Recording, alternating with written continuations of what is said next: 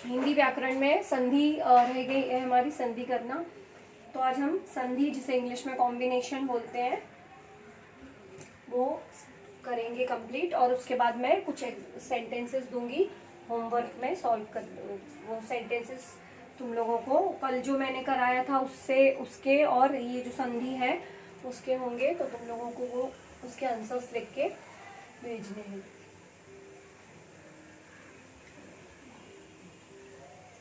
संधि, तो संधि हमें पता है कि संधि 3 प्रकार की होती है, स्वर संधि, व्यंजन संधि और विसर्ग संधि। तो हमें ये 3 टाइप ही सीखने हैं। अभी स्वर में कौन से टाइप होते हैं, व्यंजन के कौन से टाइप होते हैं और विसर्ग के कौन से टाइप होते हैं, उससे हमें अभी वो हमें कुछ नहीं लेना देना है। हमें सिर्फ 3 संधि सीखनी है। पहली है हमारी स्वर संधि, दूसरी है व्यंजन संधि और तीसरी है विसर्ग संधि।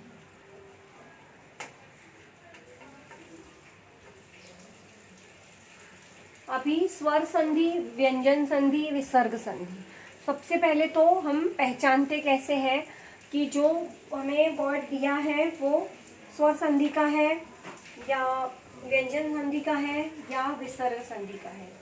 तो अभी हमें जैसे एक शब्द दिया है परमार्थ,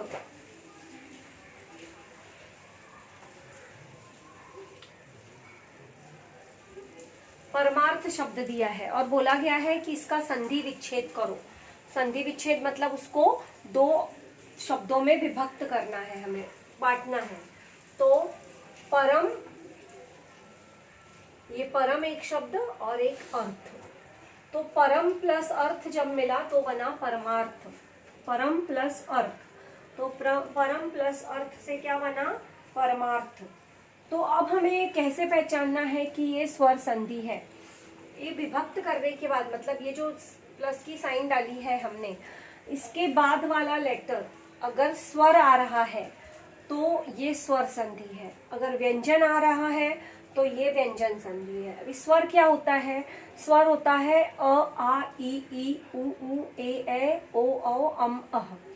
अ से लेके अह तक ये जो जितने भी वर्ड्स हैं, ये जितने भी शब्द हैं, इन्हें बोला जाता है स्वर। तो ये जो हमारा पहला शब्द है प्लस के बाद अ, ये स्वर है, तो इसलिए परमार्थ ये जो शब्द है वो क्या है, स्वर संधि है। तो स्वर संधि पहचानने के लिए हमें क्या देखना है कि विभक्त करने के बाद जो पहला शब्द आ रहा है वो स्वर है क्या। अगर स्वर है तो स्वर संधि, अगर स्वर नहीं है, व्यंजन है, तो व्यंजन संधि। अब व्यंजन क्या होता है, व्यंजन मतलब क, ख, ग, घ, क से लेके ञ तक जितने भी ये अल्फाबेट्स हैं उन्हें बोला जाता है व्यंजन। तो प्लस के बाद अगर पहला शब्द हमारा, पहला अक्षर हमारा व्यंजन आ रहा है तो वो होगी व्यंजन संधि।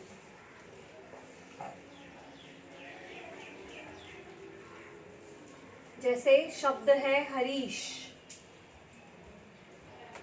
तो इसको अगर हम विभक्त करेंगे तो ये कैसे बन जाएगा, ये शब्द बन जाएगा हरि प्लस ईश।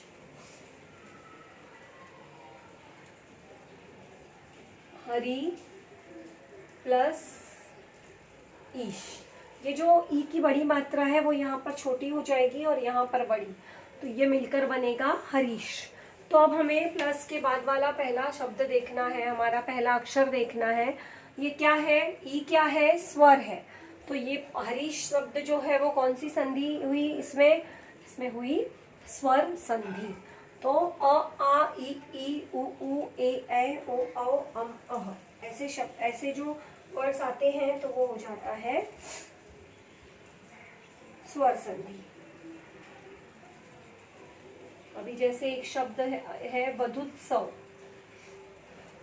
वधुत्सव का विभक्ति करेंगे हम तो कैसे हो जाएगी, वधु प्लस उत्सव, वधु प्लस उत्सव। तो ये जो हमारा फर्स्ट लेटर आया ये क्या आया, स्वर आया। तो ये स्वर आया इसलिए ये भी स्वर संधि है। तो अब हम व्यंजन संधि सीखेंगे कि व्यंजन संधि को कैसे विभक्ति होती है और कैसे पहचाना जाता है कि ये व्यंजन संधि है।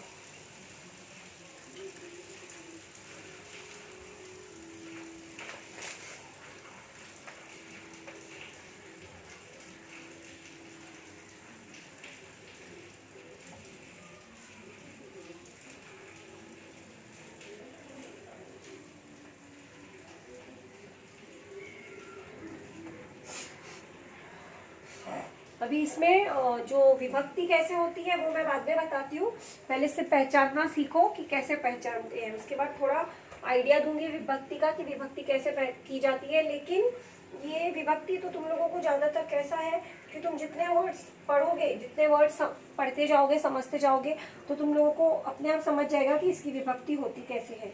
उसके लिए कोई पर्टिकुलर रूल नहीं है, लेकिन जैसे जैसे तुम लोग वर्ड्स पढ़ोगे वैसे वैसे तुम्हें समझ में आ जाएगा कि ये कैसे विभक्ति हमें इसकी करनी है। तो जैसे अभी एक वर्ड है हमारा संकल्प।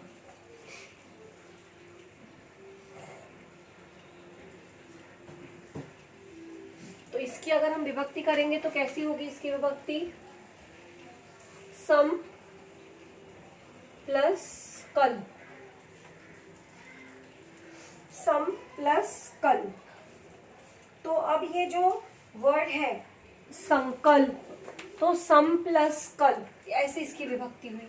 अब हम देखेंगे कि प्लस के बाद वाला जो पहला अक्षर है वो स्वर है या व्यंजन है। तो ये क आ रहा है, तो क क्या है? क व्यंजन है। तो ये संधि कौन सी हो गई? व्यंजन संधि। इससे हम पहचानते हैं कि इस शब्द से, इस अक्षर से हम पहचानते हैं कि ये स्वर संधि है या व्यंजन संधि है।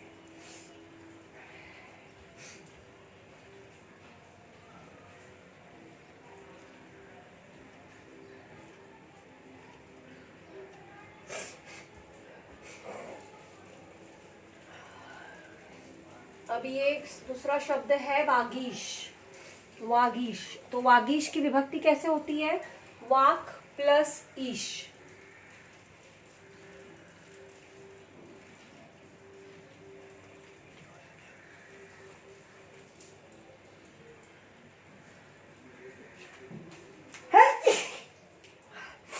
वाक प्लस ईश। अब वाक प्लस ईश, इसमें ये जो शब्द है, ये जो अक्षर है प्लस के बाद वाला, वो हमारा स्वर है। लेकिन स्वर होते हुए भी ये जो संधि है वो व्यंजन संधि है। अभी क्यों है? देखो, इसका ये जो फर्स्ट लेटर है वो स्वर है, लेकिन स्वर होने के बावजूद ये जो संधि है वो व्यंजन संधि है। क्यों? क्योंकि यहाँ पर हलंत है, इसे हलंत बोलते हैं। जो हाफ लेटर होता है, ये ऐसी क्रॉस लाइन होती है अक्षर के नीचे, ये हलंत अगर आ जाता है तो इसके बाद स्वर भी हो तो इसे व्यंजन संधि ही बोला जाता है। तो मैं इसमें याद रखना है कि अगर शब्द में हलंत है तो प्लस के पहले हलंत आ रहा है, तो जो तुम्हारा जो संधि का प्रकार होगा वो होगा व्यंजन संधि। अभी जैसे ये भी शब्द है सज्जन, तो सज्जन की विभक्ति कैसे होगी? सत प्लस जन, सत प्लस जन। तो इसमें तो है ही कि जो प्लस के बाद वाला हमारा पहला अक्षर आ रहा है वो क्या है? वो व्यंजन है, तो इसलिए यह व्यंजन संधि है। अगर यहाँ पर स्वर भी होता तो ये व्यंजन संधि ही होती, क्योंकि यहाँ पर क्या है? हलंत है, हलंत की साइन है।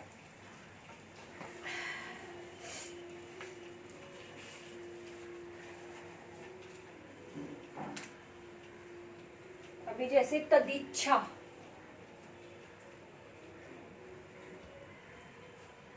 इसकी विभक्ति कैसे होगी? तत् प्लस इच्छा। अब इसमें जो हमारा प्लस की साइन के बाद वाला पहला अक्षर जो है वो क्या है? वो है स्वर, लेकिन यहाँ पर हलंत है, इसलिए यह कौन सी संधि है? यह है व्यंजन संधि। तो पहचानना कैसे है वो मैंने बताया। अब विसर्ग संधि की ओर आते हैं। 2 संधि हो गई हमारी कंप्लीट। और विसर्ग संधि मेन होता है इसमें इसको विभक्त करना। अगर हम विभक्त कर लेते हैं सही से तो फिर पहचानना बहुत इजी है, उसमें कोई इतनी डिफिकल्टी नहीं आती है। लेकिन मेन हमें विभक्त करने आना चाहिए। तो विभक्त करने के लिए हमें वर्ड्स पढ़ने होते हैं सारे, थोड़ा अच्छे से उसको समझना होता है, तब हम उसको सही तरीके से विभक्त कर सकते हैं। तो विसर्ग संधि का क्या होता है? विसर्ग संधि वह संधि है कि जिसमें स्वर अथवा व्यंजन मिलता है। जिस संधि में विसर्ग के साथ स्वर अथवा, विसर्ग मतलब क्या होता है? ये जो 2 डॉट्स होती है ये है विसर्ग, इसे बोलते हैं विसर्ग। जैसे ये स्वर था तो ये स्वर संधि थी, ये व्यंजन था तो ये व्यंजन संधि थी। वैसे ही विसर्ग संधि में क्या होता है, ये 2 डॉट्स वाले शब्द होते हैं। तो अह बोलते हैं जिसे लास्ट वाला, तो वो विसर्ग होता है, इसलिए इसे बोलते हैं विसर्ग संधि। तो अभी इसके शब्द कैसे आते हैं, जैसे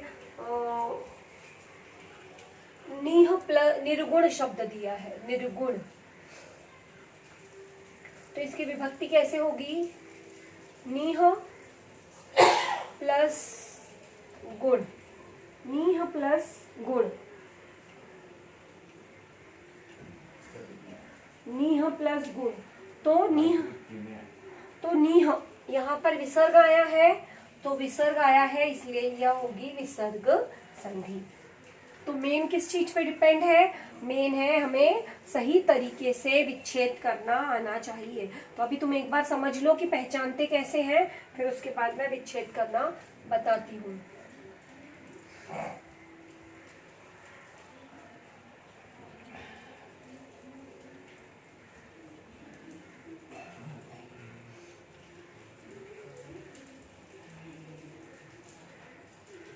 दुष्कर्म, तो दुष्कर्म कैसे बनेगा? दूह प्लस कर्म, दूह प्लस कर्म।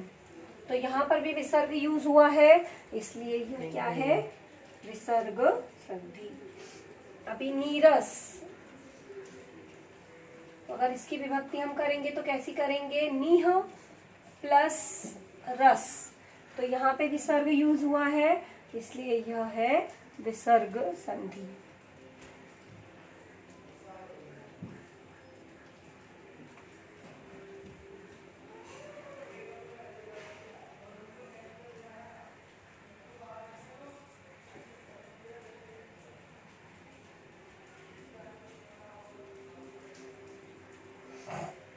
वयोवृद्ध, तो वय प्लस वृद्ध, तो यहाँ पर भी जो शब्द है वो उसके साथ विसर्ग है, इसलिए यह है विसर्ग संधि।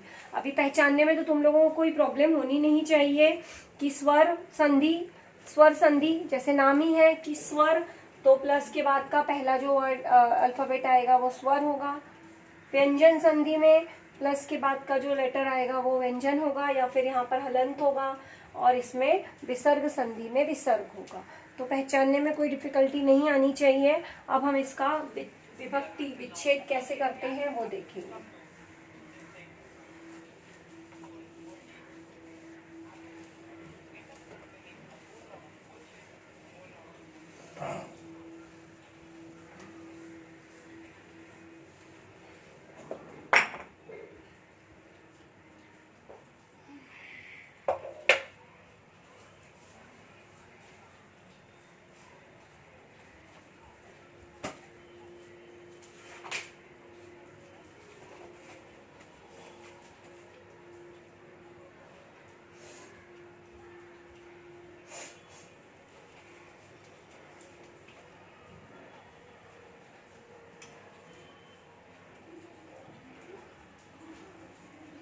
अभी शब्द दिया है पुस्तकालय, तो पुस्तकालय का मतलब होता है लाइब्रेरी। पुस्तक का आलय, आलय मतलब घर और पुस्तक मतलब बुक्स। तो इसमें 2 शब्द कौन से बन रहे हैं? एक पुस्तक और एक आलय।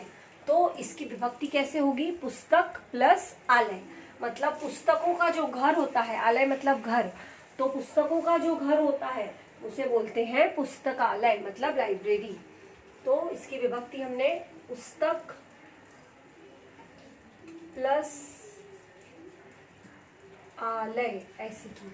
अब ये हमारा जो फर्स्ट लेटर है प्लस के बाद वाला वो क्या है, स्वर है, तो ये हमारी कौन सी संधि है, स्वर संधि है। अभी जैसे रत्नाकर,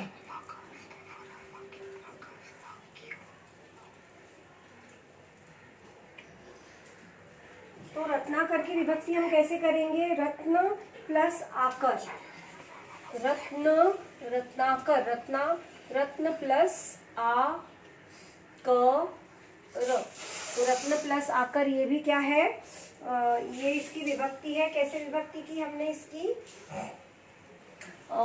ये दो शब्द रत्न को आकार देने वाला, तो रत्नाकर, तो रत्न प्लस आकर।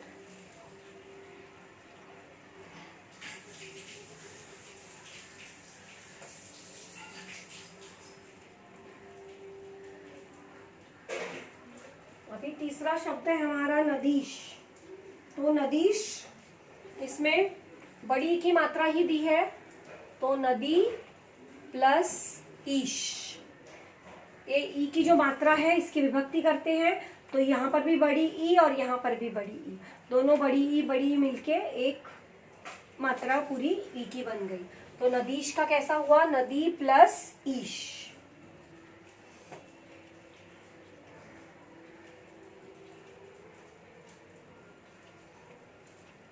अब ये दूसरा शब्द है इच्छानुसार, इच्छानुसार, इसकी विभक्ति कैसे होगी, इच्छा के अनुसार, इच्छा के अनुसार, मतलब हमारी जैसी इच्छा है उसके अनुसार हम कोई भी काम करेंगे, इच्छा के अनुसार, तो इच्छा और अनुसार दो शब्दों को जोड़ के बना है इच्छानुसार, तो विभक्ति कैसे होगी, इच्छा प्लस अनुसार, इच्छा के अनुसार, इच्छा प्लस अनुसार, ऐसे हमने इसकी विभक्ति की।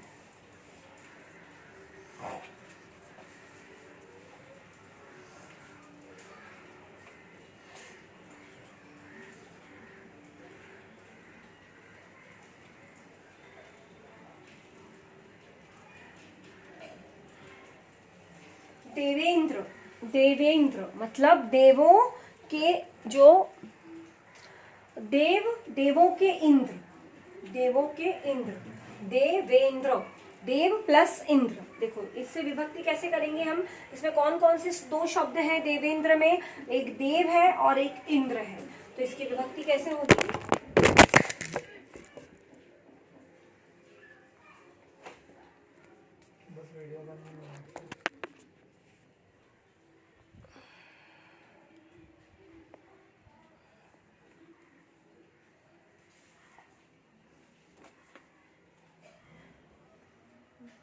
पूरा फोल्ड हो गया, कर सही कर, बंद करना वीडियो, जाने दे ना, चालू रहने दे, वो मैं मैसेज में लिख दूंगी।